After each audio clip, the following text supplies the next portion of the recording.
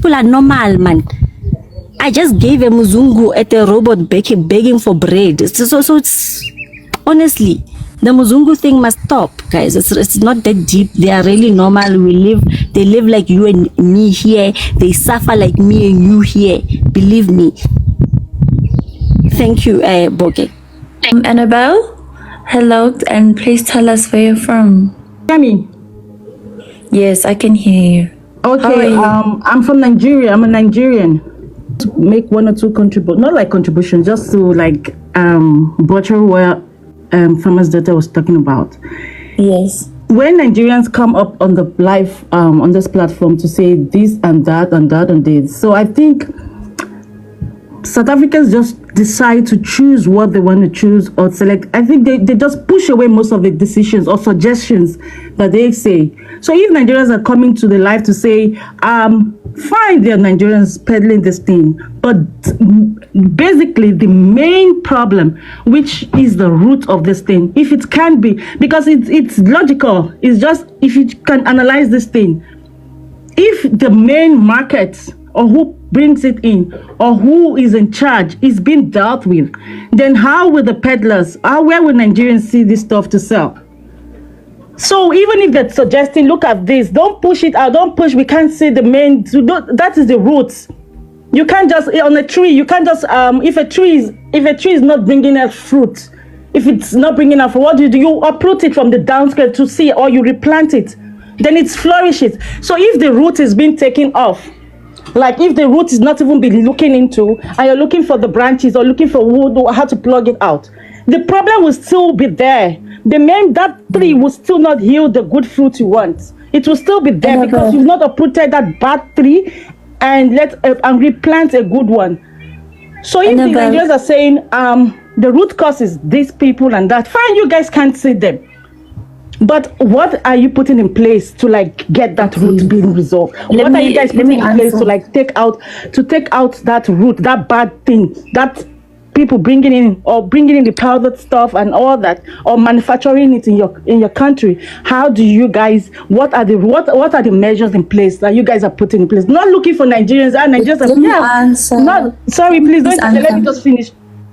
Nigerians might be. Or probably, and the way you guys call Nigerians, do you guys think the 220 million Nigerians are in South Africa? If I want to put it in a fraction, it's not even up to 0.000% of Nigerians in South Africa. 220 million, oh my goodness, compared to 50 million population. So the way you guys do the Nigerians, this is something you guys can, okay, we want to push out the Nigerians. The guys selling this powder thing, fine, nobody's in support of that. Nobody should. In fact, selling it to the kids is unheard of. It's inhuman. That is not right. That should be tackled also. But we're saying that don't throw away, don't push her, because I can hear her pushing out. We don't know the basic people. We don't know what are the measures to do. You guys are putting in place to see how you can resolve the root, how you can uproot that root out. Don't push out those decisions or suggestions or whatever they've said or mentioned that is another root cause. It's something you guys should be worried and concerned about. Find a way to tackle the Nigerians peddling this thing. And funny enough, it's not what I've heard people say. Even if you take out the Nigerians out, these people will look for another set of people that will do this market. But what if this thing is still boiling in your country, even if you've pushed all the Nigerians? So that's what we're saying, that the roots of this thing should also be dealt with. Don't shy away from that. Don't see their message, whatever they've mentioned. Don't push that aside. Let it be also in the plates. Let it be the first priority. Then yes, we can push. And we're not saying don't push the Nigerians out that are selling this thing to the kids, which is so wrong. Which there are other ways to do businesses. There are other ways to do legit things to make money. But if this thing is dangerous or is dangerous to the kids, fine, it should be dealt with. Look for this guy. You're mentioning that I have 10 people. I know 10 Nigerians. What have you done to those 10 Nigerians that you say you see every day that sells this thing? You keep on mentioning, I know 10 Nigerians, I know this person that is peddling this. What have you done in that situation, in that community, or in that place to say that we are going to chase those 10 Nigerians peddling this thing in this community? I know them. What have you done? Annabelle, let me just say what you let me just respond to what you were saying. Ne? There are measures that South Africa tries. There's so many shows that expose. Come to the table and discuss this.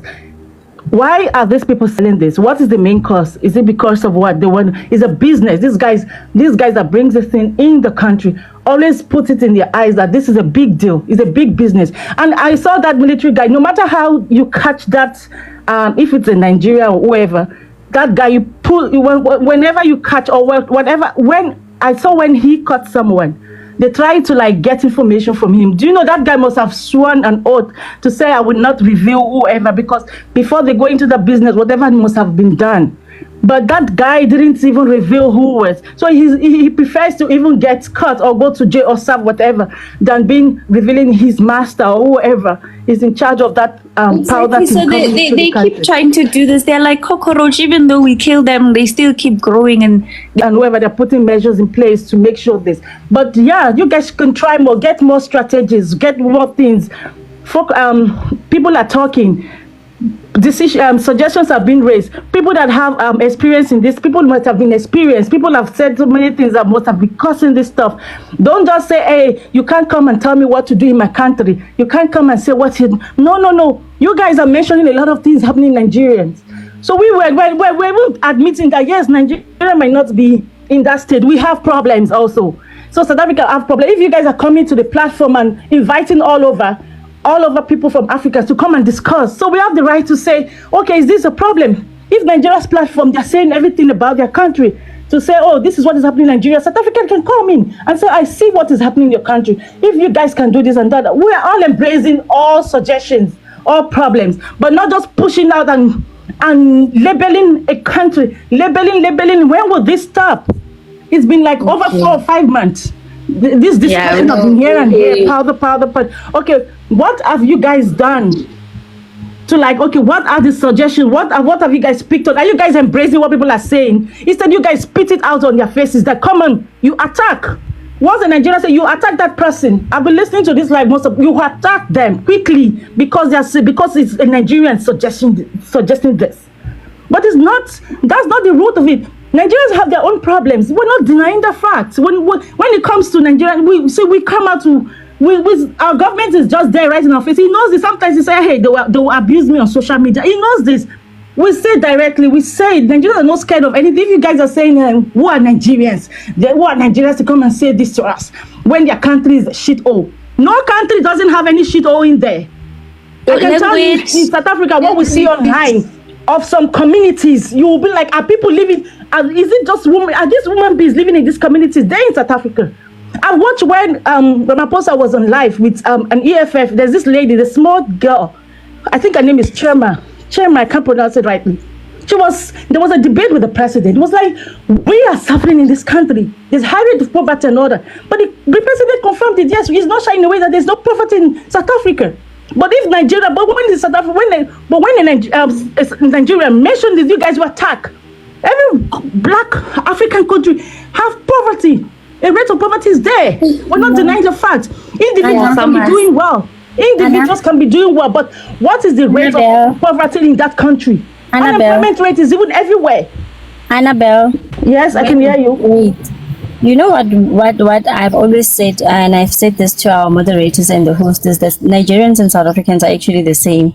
We are same in terms of personality, and that is why sometimes it's very hard for us to have discussions, because we are very, very similar. What makes us similar is that we are very passionate about our countries, and that is why we don't see reason and we don't find each other, and that is why this platform is so important, because of we do not drop anybody, we listen.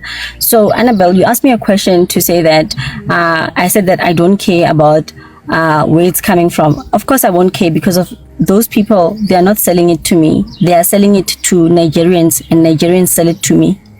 Do you understand? So we need to understand how these things work. When I, as a police, catch a supplier can tell me their supplier, it's a chain, but you need to start somewhere, and you need to start at the loose end, like at the weakest link. The weakest link is the addict.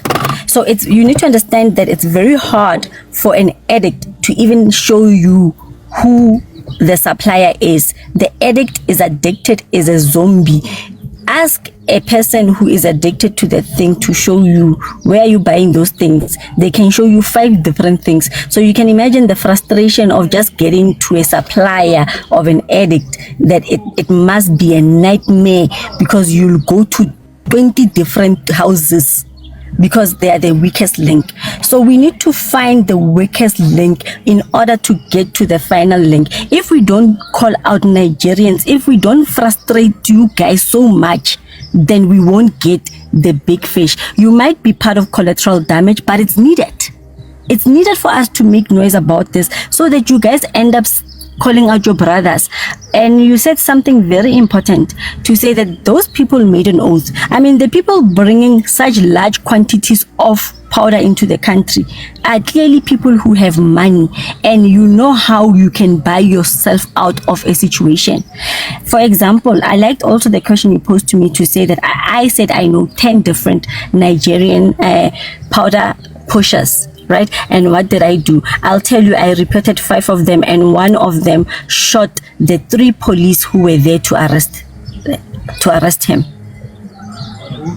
So people are terrorized. We live in fear. So that is why we need a collective. Police are limited. People outnumber the police, and that is why people must rise. Police are limited and they are few. They are powerless. They are terrified. There was a point I was telling the other moderators and the host that there was a JMPD officer on one of the lives. If you could come maybe late at night during the lives, that's where people come. A JMPD officer was explaining why they fail to apprehend those powder dealers at specific points. And he admitted why. You know, we were attacking him to say that you guys take cool drinks, you guys do this, and we listened to the challenges they face as the JMPD and the SAPS. So you need to start with the weakest link. The weakest link first, an addict. Addict before he can even tell you the supplier. And that addict is alive everything, including the cat of your house, if you dare sell them out. So we need to make noise now. All we are asking is that let's rise up. Let's rise up and help our police. The police are not enough. They are not enough. They are not enough. They can't be chasing criminals and powder and our problems as South Africans is not just powder. So we have a part and a role to play in shaping the society. And if there's one thing Nigerians can learn from South Africans, one thing is not be shy about your problems. We are here embarrassing ourselves to say that our kids are zombies. We are even calling them zombies. Imagine.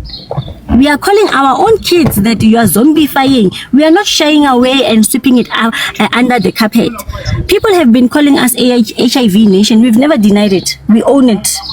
We own it. And we say yes we are, but we are taking this 1, 2, 3, 4, 5 steps. So if I'm urging anything that as a Nigerian, you Annabelle can learn from South Africans, is that South Africans are not shy to speak publicly and globally about their problems, as long as those problems get solved. And that is why you banter us by not traveling. We don't want to travel, guys.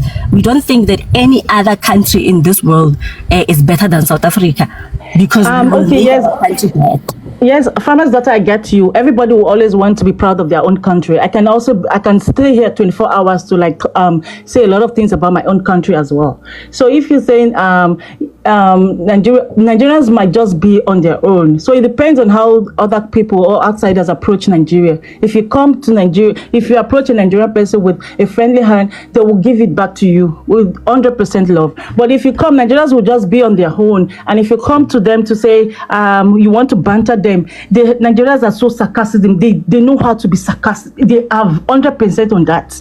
They would say it in a way like, oh my God, what are these people saying? Because no, but my problem, Annabelle, yes, my problem is you guys are taking what we are saying as banter, and that is what angers most South Africans. This is not banter, guys. We don't banter about things like this.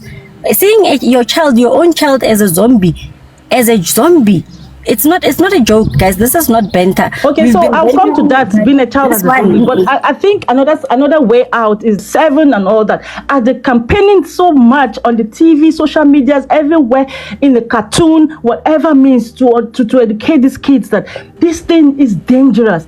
It's affecting. But Annabelle, a 7-year-old doesn't know what a powder is. An innocent child will be so scared to see the end product of a powder, like you call it, a zombie child.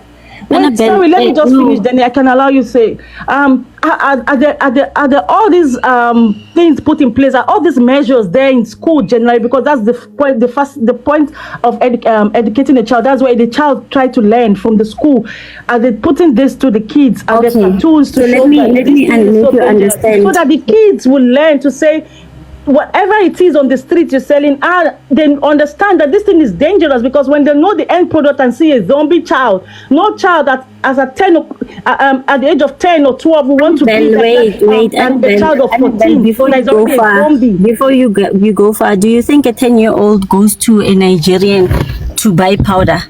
I'm trying to understand. No, because I'm trying to understand what kids are you talking? Are you talking about an adult that's from 18 to 21? We are talking about because you guys say kids are kids. I want to know what age.